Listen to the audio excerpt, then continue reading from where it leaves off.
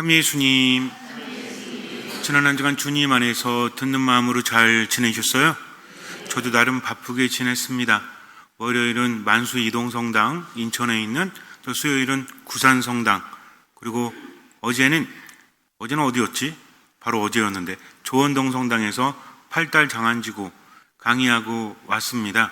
신자들 만나면서 늘 듣는 마음을 강조하는데 요새는 어떤 마음으로 그러면 많은 분들이 듣는 마음으로라고 대답을 하십니다. 처음 보는 분들인데 참 신기하죠. 그런데 듣는 마음이라는 것이 얼마나 중요한지를 우리가 매일매일 묵상을 해야 됩니다. 4글자뿐이 안 되지만 이것을 깨닫는 자는 하느님 안에 머물고 삶이 바뀌어요. 하느님께는 모든 것이 가능하다. 그리고 믿는 사람에게도 모든 것이 가능하다. 오직 홀로 하느님만이 거룩하시고 그분께 모든 것이 가능하지만 믿는 사람은 하느님 안에 머물기 때문에 가능하다는 거죠.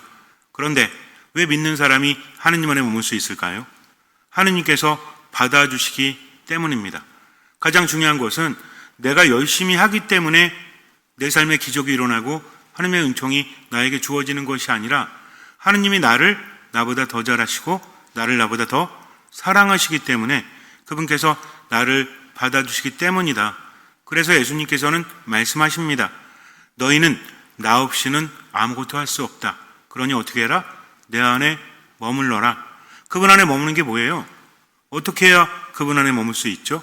이럴 때 우리는 듣는 마음을 묵상해야 되는 거예요.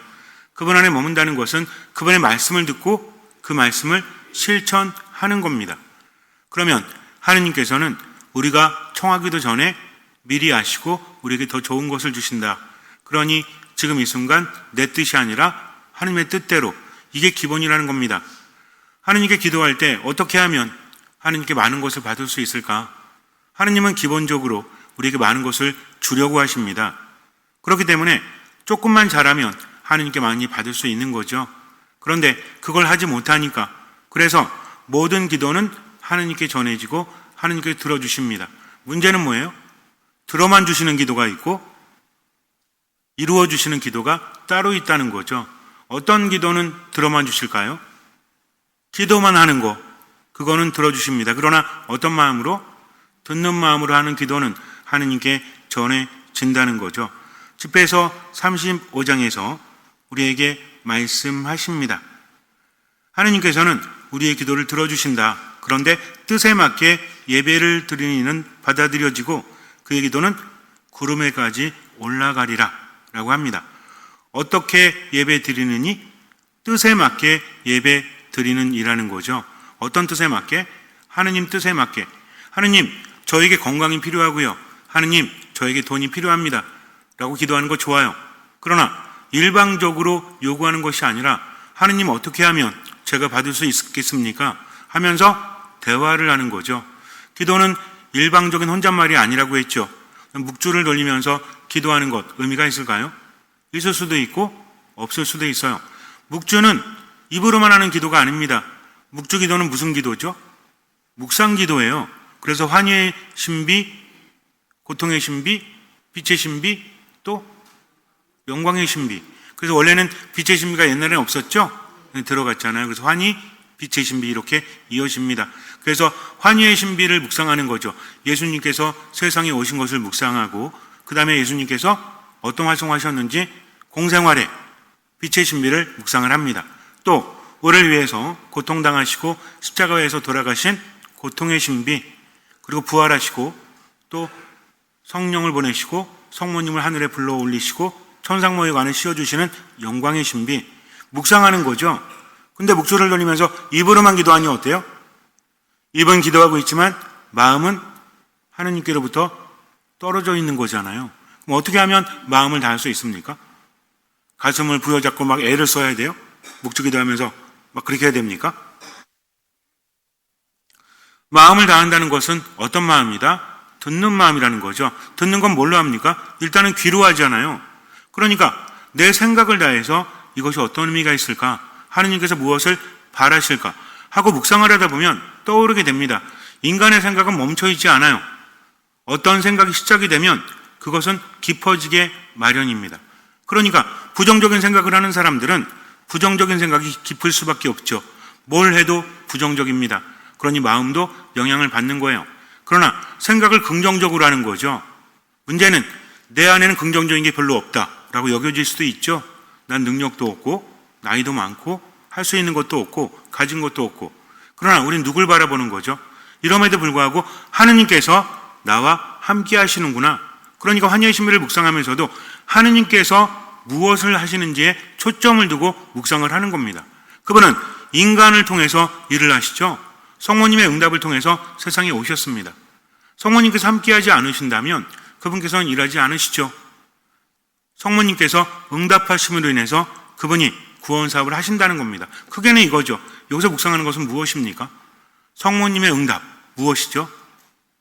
제게 이루어지기를 바랍니다. 피앗, 제게 이루어지기를 바랍니다. 이게 겸손이요 순명이에요. 내가 할 수 있기 때문에 저에게 이루어지는 것이 아니라 하느님께는 모든 것이 가능하다. 처음에 성모님은 어떻게 하셨죠? 천사가 나타나서 성령으로 인해서 잉태함을 알리니까 뭐라고 합니까? 저는 남자를 알지 못하는데 어떻게 그런 일이 있을 수 있겠습니까? 솔직한 거죠. 솔직한 겁니다. 어린 소녀가. 그랬더니 천사가 말하죠. 인간에겐 불가능하지만 하느님께는 모든 것이 가능하다. 성모님은 그걸 믿으십니다. 그러면서 뭐라고 고백하세요? 그래요. 그럼 뭐든지 잘 되겠죠. 알겠습니다. 그럽니까? 아주 겸손하게 응답하십니다. 누구에게? 저에게 이루어지기를 바랍니다. 이게 겸손이라는 거죠. 그러면서 어떻게 하세요? 단순히 뭐 그렇게 되겠죠 하면서 수수방관하는 것이 아니라 제게 이루어지기를 바라면서 저도 주님의 뜻대로 나아가겠습니다. 이게 어떤 마음이에요? 이게 듣는 마음이에요. 그러면서 하느님께서 하나님의 은총이 함께 하시면서 놀라운 일을 하시지 않습니까? 우리가 배워야 될 건 뭐냐면 하느님께서 우리에게 오시지만 내가 작은 마음으로 그것을 받아들여야 한다는 거죠. 성모님은 발현하실 때마다 작은 사람들에게 나타나십니다. 힘없는 여인들, 힘없는 아이들. 그러면서 당신의 뜻을 알려주시죠. 왜 그랬을까요? 그들은 겸손하기 때문에 그래요. 성경도 잘 모르고 교리도 잘 모르지만 성모님을 만나면서 겸손되이 받아들일 수 있기 때문입니다. 이와 같아요. 하느님은 작은 이들을 통해서 일을 하신다. 그렇다면 기도하면서 내가 어떤 사람이 돼야 돼요? 작은 이가 되어야 한다는 겁니다. 기본적으로 작은 이는 뭐죠? 당시의 눈으로 본다면 작은 이는 칭찬이 아닙니다. 너는 왜 이렇게 작아? 그럼 우리 기분 좋아요? 키가 작다는 것도 기분 나쁘지만 이렇게 그릇이 작아, 속이 좁아, 그럼 기분 좋아요, 나빠요? 나쁩니다. 작다는 것은 능력이 없다는 겁니다. 이거는요 절대로 칭찬이 아니라는 거죠. 그러나 하느님 안에서 작은 이는 어떤 사람이에요? 저는 아무것도 아닙니다. 하느님, 모든 것은 당신이 주셨습니다. 당신이 주지 않으시면 저는 아무것도 할 수 없습니다 하면서 어떻게 하는 거죠? 하느님께 맡기는 겁니다. 자기를 비하하는 것이 아니라 자기를 정확하게 안다는 거죠. 우리는 정말 작은 이들 아닙니까? 물론 대단한 능력도 있겠죠. 사람마다. 그러나 내 자신을 본다면 정말 그래요? 부족함이 얼마나 많아요? 그러니까 나는 아무것도 아니구나. 사람들이 나를 대단하다 해도 나는 아무것도 아니구나 라는 것을 아는 것은 무엇입니까? 이건 자기 비하가 아니에요. 인정하는 거죠. 아무것도 아니니까 어때? 예를 들어서 자기중심적인 사람은 어떻습니까? 나는 대단하다. 나는 저런 사람보다 우월해 하는 사람들은 자존심이 강하죠. 그러니까 조금만 건드려지면 어때? 분노하죠. 내가 뭔데? 야, 네가 뭔데? 나한테 이런 식으로 대 하면서 자기에게 몰입합니다. 또 어떤 일이 안 되잖아요. 그럼 어떻게 되는지 아세요? 성공만 하다가 실패하면 견디질 못해요. 내가 실패했단 말이야 하면서 자기 안에 빠져서 아주 안 좋은 선택을 하기도 합니다. 결국 행복해요? 행복하지 않죠. 사람들에 대한 적대감이 커요. 왜? 늘 경쟁하고 있기 때문에 저 사람보다 내가 잘나야 돼. 저 사람보다 내가 돈이 많아야 돼. 저 사람보다 내가 우월해야 돼. 높아져야 해. 하면서 어떻게 살아요? 피곤하게 살죠. 여유가 있을까요? 없을까요? 여유가 없죠. 그러니 편안하지 않죠. 몸은 어때요? 스트레스가 계속 나오겠죠. 그리고 마음도 어때요? 편하지 않겠죠. 정신은 온전할까요? 그러니 면역력이 떨어지고 대인관계가 좋아질 리가 없죠. 늘 화가 나 있는데 가족에게 친절하겠습니까? 그렇지 않은 거예요. 마음은 그렇지 않은데 말과 행동은 날카롭게 됩니다. 그러면서 점점 어때요? 스스로 버티질 못해요. 행복합니까? 어차피 나는 돈이 많은데, 어차피 권력이 높은데 돈이 많이 생긴다 한들 감사할 줄 아나요? 그렇지 않습니다. 결국은 뭐예요? 계속해서 허기진 배를 채우기 위해서 계속 삼켜대지만 결코 뭐 할 줄 모른다? 만족할 줄 모르고 감사할 줄 모른다. 그런데 그렇게 살기에는 인생이 너무 짧지 않습니까? 진짜 행복한 사람은 어떤 사람인지 아세요? 만족할 줄 아는 사람이에요. 우리는 익숙해지면 안 될 게 있고 익숙해지면 될 게 있습니다. 사람의 마음은 어떤지 아십니까? 우리나라 속담이 기가 막히다고 했죠. 말 타면 종 부리고 싶대요. 그리고 은혜는 물에 새기고 원수는 돌에 새긴다고 합니다. 이렇게 자기중심적이야. 나에게 고마운 사람은 고마운데 쉽게 잊혀지죠. 하지만 나에게 못되게 군 사람에 대해서는 쉽게 잊혀지지 않습니다. 근데 이것을 좀 다른 각도에서 한번 보세요. 저 사람이 나를 힘들게 했어. 당연하죠. 그런데 문제는 뭐냐면 순간은 그런 생각을 할 수 있겠지만 시간이 지나면서 다른 사람에 대한 적개심, 원한은 어떻게 될까요? 이 사람은 또 다른 사람도 그런 눈으로 바라봅니다. 대인관계가 망가질 뿐만 아니라 스스로도 행복하지 않죠. 왜? 화가 나 있기 때문에. 여러분들 화가 나면 왜 힘든지 아세요? 분노는 마음의 문제입니까? 몸의 문제입니까? 생각의 문제입니까? 마음의 문제, 생각의 문제, 몸의 문제. 분노는 몸의 문제예요. 분노 조절이 안 되면 어떤 약 먹죠? 마음의 약 먹어요? 혹시 마음의 약 먹으러 병원 가십니까? 조절이 안 되는 거잖아. 화가 나니까 뭐가 화가 납니까? 정말 화가 날 때 견디지 못하는 건 화가 날 때 증상이 어떻죠? 마음이 어지러워지고 정신이 산만해지고 이거 못 견뎌요? 가슴이 뛰잖아요. 그리고 온몸에 힘이 들어가잖아. 머리가 어지럽잖아. 뭐의 문제예요?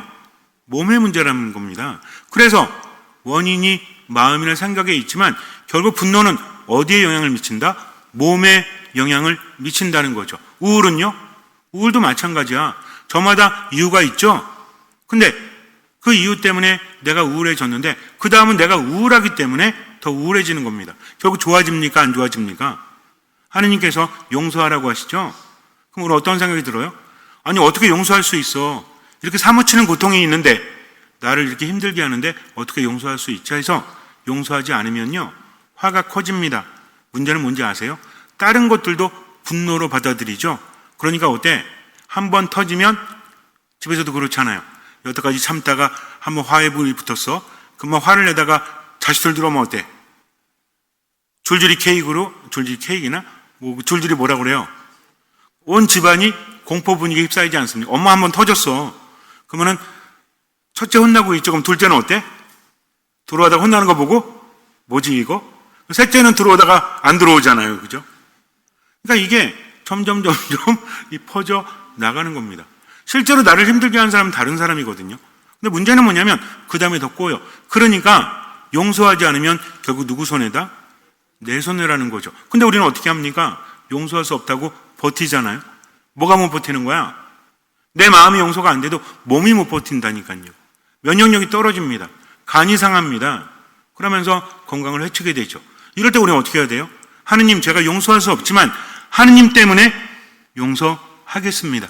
당신이 하라고 하시니까 저는 아무것도 아닙니다. 저는 당신의 말씀을 따르겠습니다. 얼마만큼? 할 수 있는 만큼, 얼마만큼?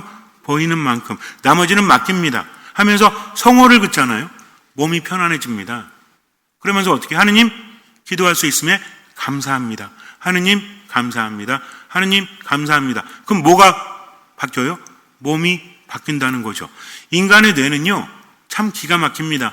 하느님께서 오묘하게 만드셨죠. 혹시 여러분들 뇌 겉이 투명한 분 계십니까? 혹시 뇌가 보이나요? 뇌는 어디 있어요? 뇌는 우리 머릿속에 있잖아. 참으로 깜깜한 곳에 있거든요. 근데 이 뇌가 세상을 보고 판단을 합니다. 기가 막히지 않아요? 눈이 있어서 볼 수 있는 게 아닙니다. 눈이 있으니까 보나요? 뇌가 없으면 볼 수 없죠. 그래서 실제로 그런 사람 있잖아요. 어떤 암벽가가 있는데 절벽을 굉장히 잘 탄다고 합니다. 근데 이 사람이 태어날 때부터 눈이 너무 안 좋았는데 10살 땐가 몇 살 때 완전히 소경이 됐대요. 근데 20살이 넘어서도 절벽을 타고 있대요. 말이 됩니까? 어떤 전자장치로 혀에다가 그 장치를 인식을 시켜가지고 손이 닿는 곳마다 이게 이미지 돼서 머릿속에 그려진대요. 이 사람이 표현하기를 처음에는 깜깜한데 뭐가 이렇게 보인대요. 이렇게 이미지가 됐는데 익숙하지 않았는데 집중하다 보니까 이게 바위라는 것을 인식하게 되었고 손을 어디다 둬야 되는지 이걸 알게 되었다는 거죠. 뭐가 없는데도, 눈의 기능이 없는데도. 그러니까 뭐가 하는 일이야? 뇌가 하는 일이죠. 이게 무슨 의미입니까? 중요한 건 뭐냐면 세상에 대해서 내가 어떻게 받아들이느냐. 그런데 뇌라는 것은 좋고 나쁨을 인식하지 못합니다. 일단은 뇌라는 것은 모든 것에 대해서 부정적으로 받아들여요. 왜? 위험할 수 있기 때문에. 그 다음은 뭐라고 했죠? 습관이라고 했죠. 그러니까 부정적인 생각을 하는 사람은 뇌가 어떻게 되는 거야? 모든 게 다 부정적으로 변하는 거죠. 그러니까 몸도 마음도 부정적으로 적응을 하는 겁니다. 용서하지 못하는 사람, 미워하는 사람, 베풀지 못하는 사람, 연결이 됩니다. 그래서 세상에 대한 적대감이 있고요. 남을 무시하고 누구 중심이야? 나 중심이죠. 문제는 뭐야? 나 중심으로 사니까 정신이 무너지고 마음이 무너지죠. 기분 나쁜 일 천지잖아. 나 중심인 사람은 어떻죠? 가족을 봐도 어때? 왜 나한테 이렇게 말을 하지? 왜 나를 대우해 주지 않지? 기분 나쁜 것만 있죠? 성당에 와도 어때? 누굴 봐도 눈빛이 어때? 곱지가 않아. 왜? 척개심이 가득하니까. 본인이 몰라요, 이거를. 그러니까 어떻습니까? 조금 기분 나쁜 소리 하면 어떻게 해? 화나가지고 너나 잘해. 남의 인생 참견하지 말고. 그러니까 건드리면 터질 것 같은, 다른 사람 보지 말고 내가 그렇다는 겁니다. 그러면 몸도 망가지고 정신도 영혼도 망가지는 거다. 정말 중요한 건 뭐냐면 겸손한 사람이야말로 자기 자신이 아무것도 아니라는 것을, 무조건 참으란 얘기가 아닙니다. 세상에 우리 것이 있나요? 하느님 안에 머무는 사람은 모든 것이 하느님께로부터 왔다. 그러니 뭡니까? 모든 것이 감사할 투성이라는 거죠. 그래서 하느님께 감사하는 사람은 누구 중심이 아니다? 나 중심이 아니다. 그러다 보니 어때요? 다른 사람에 대해서도 관대하죠. 처음엔 기분 나쁠 수 있어요. 근데 이해할 수 있습니다. 뭐 그럴 수 있지. 왜? 나도 부족하니까. 그럼에도 불구하고 용서받을 수 있으니까. 다른 사람을 용서하는 것은 나도 하느님께 용서받기 위해서입니다. 다른 사람에 대해서 이해하는 것도 내가 부족함을 내가 알기 때문이다. 그래서 겸손한 사람은요, 자존감이 낮은 사람이 아니라 자신을 제대로 아는 사람이다. 그래서 자신에게도 관대하고 다른 사람에게도 관대하니까 어때요? 모든 것이 내 것이 아니니 조금의 이익이 있어도 고맙다, 행복하다 그러니까 어때요? 도파민 뿜뿜 나오죠. 내가 행복을 느끼죠. 그러니 즐겁죠. 뭐 할 줄 아는 사람이에요? 만족할 줄 알고 감사할 줄 아는 사람이다. 누구 때문에? 하느님 때문에. 그러나 하느님 없는 겸손은 뭔지 아세요? 나는 못났습니다. 나는 정말 찌질합니다. 나는 살 자격이 없습니다. 이거 뭐예요? 이거 쪼다라고 있잖아요. 이거 의미 없는 거예요. 그러니까 나도 못났다고 하면서 시기와 질투에 휩싸여서 다른 사람에 대해서 평가도 아주 안 좋아. 이러면 안 된다는 겁니다. 그래서 진짜 겸손한 사람은 어떤 사람이다? 내 것은 아무것도 없다. 나는 허점투성이다. 그러니 다른 사람에 대해서도 관대해져야 되겠다. 어떤 일이 있을 때 기분 나쁠 수 있죠? 질투 느낄 수 있죠? 그때 어떻게? 본인이 노력을 합니다. 그래, 내가 이것뿐이 안 되니까 하느님께 맡기고 열심히 해야지. 근데 그렇지 않은 사람은 어때요? 화가 나고 우울하니까 저 사람이 나보다 잘났네? 그럼 어떻게 하는 겁니까? 그 사람을 짓누르는 거지. 마음에 안 드니까 욕하고 미워하고 음해하고 이러면 결국 어때요? 본인은 하느님으로부터 더 멀어지게 되죠. 진짜 겸손한 사람은 어떤 사람이다? 어떤 경우에도 누굴 먼저 생각하는 사람? 하느님을 먼저 생각하는 사람. 하느님 없이는 내가 아무것도 할 수 없으니 내 모든 것은 하느님의 것이다 라고 생각하세요. 그때부터 모든 것들이 편안해집니다. 누구만 바라보면 돼? 하느님만 바라보면 되죠. 이런 사람은 어떻습니까? 화가 날 때도 화가 나네? 근데 하느님께서는 어떻게 살라고 하셨죠? 우리에게 기쁘게 살라고 하셨잖아요. 데살로니가 1서에서 뭐라고 합니까? 하느님께서 바라십니다. 그렇게 사십시오. 언제나 기뻐하고 끊임없이 기도하고 모든 것에 감사하십시오. 내가 화가 나는구나. 내가 저 사람이 마음에 안 드는구나. 느낄 때 어떻게 합니까? 하느님, 죄송합니다. 저에게 듣는 마음을 주십시오. 또 미사 때 우리가 어떻게 해요? 누구 가슴 두드려요? 옆에 있는 사람? 제 탓이요, 제 탓이요, 제 탓이요 하면서 3번 두드리는 것처럼 다시 한번 생각해 보는 거죠. 그리고 어떻게 합니까? 하느님, 감사합니다. 만족하겠습니다. 저도 베풀겠습니다. 용서하겠습니다. 이해하겠습니다. 하면서 점점 더 겸손하게 살아가는 거죠. 근데 그렇지 않으면요, 나이가 들수록 애물단지가 돼. 성질은 고약하고 자기중심이고. 그럼 주변에 좋아해요? 별로 좋아하지 않죠. 그럼 본인은 행복해요? 행복하지 않죠. 하느님은 그 사람 좋아해요? 안 좋아하십니다. 그래서 우리는 어떻게 겸손하게 살아가야 된다. 어떤 마음으로? 듣는 마음으로 늘 누굴 생각하면서? 하느님을 생각하면서. 예수님께서 루카복음 18장에서 말씀하십니다. 스스로 의롭다고 자신하며 다른 사람들을 업신여기는 자들에게 이 비유를 말씀하시는 거죠. 본인은 잘났고 다른 사람은 못났다. 나 중심이에요. 다른 사람 업신여기는 게 뭔지 아십니까? 저는요, 다른 사람 업신여기지 않습니다. 하면서 자기 기분대로 분위기를 만들어가는 사람. 한번 웃으면 기분 좋은데 안 웃어. 인상 팍 쓰면서 분위기 잡고 있죠. 옆 사람들 불편해요, 안 불편해요? 불편하게 만들죠. 이것도 뭡니까? 다른 사람을 업신여기는 겁니다. 본인만 모르는 거죠. 이런 사람에게 말씀하십니다. 2 사람이 기도하러 성전에 올라갔다. 성전에 누가 계십니까? 하느님께서 계신 거죠. 그럼 여기서 어떻게 해야 돼? 겸손하게 하느님께 예배를 드리고 기도를 해야 되는데, 한 사람은 바리사이였고 한 사람은 세리였죠. 바리사이는 어떤 사람이에요? 경건한 자, 율법대로 사는 사람이었고, 세리는 이민족들에게, 로마 사람들에게 돈을 주는 사람, 세금 걷는 사람, 한마디로 매국노 취급받은 사람들이었어요. 별로 좋은 사람이 아니었죠. 근데 바리사이는 어떻게 씁니까? 꼿꼿이 선데 누구 앞에서? 하느님 앞에서 숙이지 않는 거죠. 그러면서 뭐라고 해요? 하느님이란 이름을 부릅니다. 오 하느님. 근데 이거 기도 아니에요. 뭐라고 합니까? 지잘난 체 하는 거지. 제가 다른 사람들, 강도짓을 하는 자나 불의를 저지르는 자나 간음하는 자와 같지 않고 저 세리와도 같지 않으니. 하느님 앞에서는 누굴 바라보고 있는 겁니까? 세리 바라보고 있는 거죠. 야, 저 인간 뭐 저렇게 살아가는데 하느님 저 대단하지 않습니까? 하느님께 감사드립니다. 이게 무슨 감사예요? 입으로는 감사하고 있지만 교만한 거죠. 저는 일주일에 2번 단식하고 모든 소득의 11조를 바칩니다. 대단한 거죠. 그러나 세리는 멀찍이 서서 하늘을 향하여 눈을 들 염두도 내지 못하고 뭘 치면서? 가슴을 치면서 말합니다. 오 하느님, 이 죄인을 불쌍히 여겨주십시오.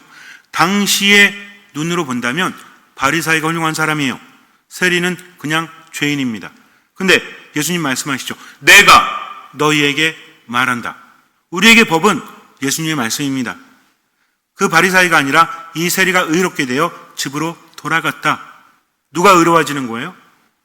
세리가. 이 의로움은 무엇입니까? 하느님을 알아보는 거죠. 하느님, 저는요 아무것도 아닙니다. 하느님께서 모든 걸 주셨는데 그거에 비하면 저는 정말 제대로 살지 못합니다. 당신이 건강을 주시고 돈을 주시고 제 삶을 주셨는데 저는 그만큼 베풀지 못했습니다. 얼마나 죄송해요. 누구 중심이야? 하느님 중심인 거죠. 누구에게 받은 거예요? 하느님께 받은 거죠. 본인은 아는 겁니다. 근데 벌써 태도가 어때요? 이런 사람이 다른 사람 손가락질 할까요? 내 코가 석잔데. 근데 바리사이는 어땠어요? 하느님 앞에서도 꼿꼿이 서서 감사하다고 말은 하면서도 자기 중심이잖아. 왜? 다 내 거니까. 하느님께 주신 거 아니니까. 그러면서 세리를 욕하지 않습니까? 이런 사람은 뭐예요? 겸손하지 않고 의로운 사람이 아니라는 거죠. 겸손한 사람은 어떤 사람이다?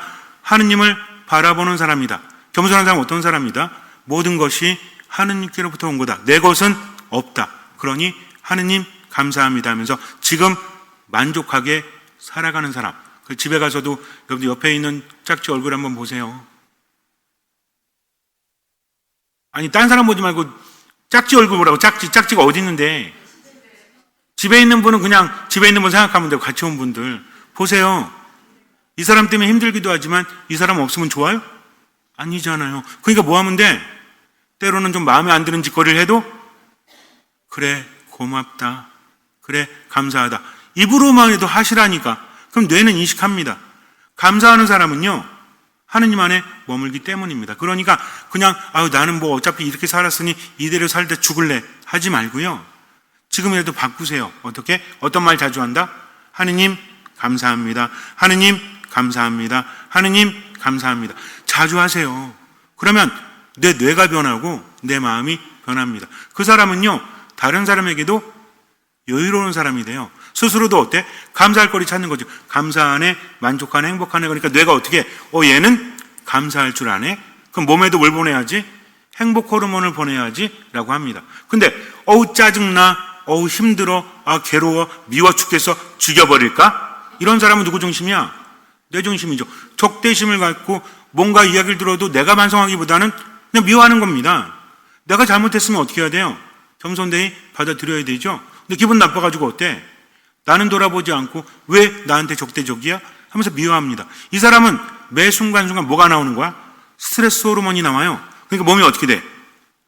전투태세로 긴장되죠. 그러니까 몸이 좋아질까요? 안 좋아질까요? 엄청 안 좋아지죠. 몸 안 좋아지니까 정신도 안 좋아지고 마음도 안 좋아지고, 그러면서 돈 많이 모아놓으면 뭐해? 쓰지 못하고 갈 거면서. 그러니까 만족하며 사세요. 없는 돈 가지려고 하지 말고 있는 돈 쓰면서 사세요. 그리고 베풀면서 사세요. 누구 바라보면서? 하느님 바라보면서. 뭐만 열심히 하면 돼? 미사, 말씀 묵상, 기도 열심히 하면서 하느님께 내 마음까지 봉헌하며. 지금 어떻게 산다? 감사하며 산다. 어떻게 산다? 만족하며 산다. 생각만 하지 말고 입으로 하느님 감사합니다 자주 하며 산다. 아셨죠? 그 살면 나머지는 바꿔주십니다. 왜? 이 사람은요, 겸손한 사람이요, 만족할 줄 아는 사람이고 감사하는 사람이기 때문입니다. 매 순간순간 하느님만 바라보면서 사는 사람이기 때문입니다. 잠시 눈을 감으세요. 루카가 전한 거룩한 복음입니다. 그때 예수님께서는 스스로 의롭다고 자신하며 다른 사람들을 업신여기는 자들에게 이 비유를 말씀하셨다. 두 사람이 기도하러 성전에 올라갔다. 한 사람은 바리사이였고 다른 사람은 세리였다. 바리사이는 꼿꼿이 서서 혼잣말로 이렇게 기도하였다. 오 하느님, 제가 다른 사람들, 강도짓을 하는 자나 불의를 저지르는 자나 간음을 하는 자와 같지 않고 저 세리와도 같지 않으니 하느님께 감사드립니다. 저는 일주일에 2번 단식하고 모든 소득에 11조를 바칩니다. 그러나 세리는 멀찍이 서서 하늘을 향하여 눈을 들 엄두도 내지 못하고 가슴을 치며 말하였다. 오 하느님, 이 죄인을 불쌍히 여겨주십시오. 내가 너희에게 말한다. 그 바리사이가 아니라 이 세리가 의롭게 되어 집으로 돌아갔다. 누구든지 자신을 높이는 이는 낮아지고 자신을 낮추는 이는 높아질 것이다. 인생은 좀처럼 바뀌지 않아요. 말부터 바꿔야 됩니다. 눈빛부터 바꿔야 합니다. 모든 순간에 혼자 살지 말고 하느님과 함께 사십시오. 때론 삶이 힘들고 때론 괴로워도 때론 만족하지 못하고 화가 나고 우울해도 하느님 감사합니다. 하느님 감사합니다 하면서 자꾸 입으로 소리내서 기도하세요. 그러면 만족감이 듭니다. 행복합니다. 마음이 여유로워집니다. 내 것은 아무것도 없구나. 모든 것이 하느님의 것이구나. 겸손해집니다. 그 사람의 기도는 하느님께 닿을 수밖에 없지요.